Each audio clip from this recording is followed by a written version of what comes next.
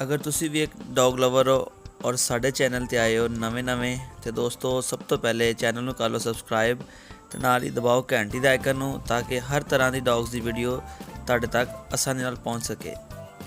जी अस्सलाम वालेकुम friends, welcome to our YouTube channel Punjabi Shauk. तो दोस्तों पहली दफ़ा अपना दूसरी दफ़ा डॉग्स तो अलावा कुछ असी कार को कराउण लगे। जनाब डाला आ गया जे अंकल होनी हाँ जी अंकल उन्होंने बेची है। ठीक है, दसणगे किन्ने दी लई है। तो असी लई सी 1,60,000 दी जी। अपना आजाद भाई ने सऊदी अरब तो सानू कहा सी जनाब गां जी 18 किलो दुध दिंदी है, 12 किलो दिंदी है जी। ठीक है, छड्ड को आगे दिन इन्ना दुध एक दिन भी नहीं दिता।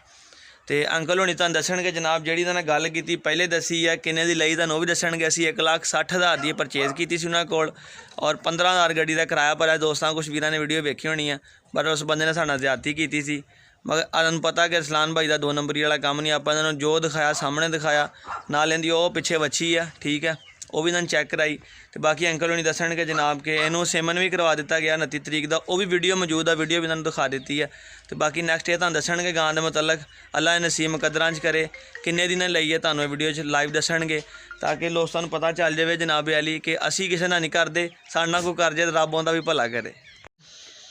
अस्सलाम वालेकुम जनाब। वालेकुम सलाम। हाँ जी, दसो जनाबी अली अपना गां तुसीं साडे कोल लई जे किन्ने च गल होई अपनी? ये 1,15,000 दी। 1,15,000 दी। हाँ जी, ते गां तुसीं चेक कर ली जे? गां चेक कर ली। तुहानूं की दस्सिया दी किन्ना कुछ दुध दे रही है? दुध तुसीं कहा कि 5 किलो दिंदी है बस। हाँ जी, वध दे दे तुहाडे मुकद्दर है। नसीब हाँ जी, हाँ जी, हर शायद तुहानूं बाबा जी तसल्ली बिल्कुल हाँ जी तुहानूं तसल्ली कर दी।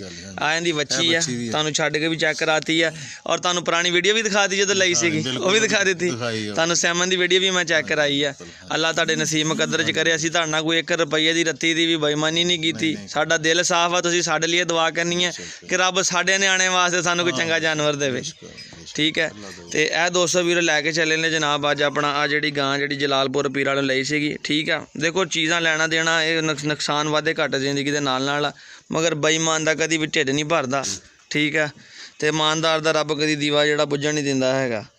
तो उम्मीद करांगे दोस्तों ने वीडियो अच्छी लगी हुई है। तो मैं आजाद भाई भी स्पैशली इहदा लिंक सेंड करांगा कि तुसीं जो साडे नाल कीता सीगा तुहाडे सामने 1,15,000 दी असीं वेची है। ठीक है, तो कोई गल नहीं जो तुसीं साडे नाल कीती है तो अल्लाह खैर करे, रब तुहाडा भला करेगा। हाँ जी, व्यापारियों वाली कीती बिल्कुल बिल्कुल जी।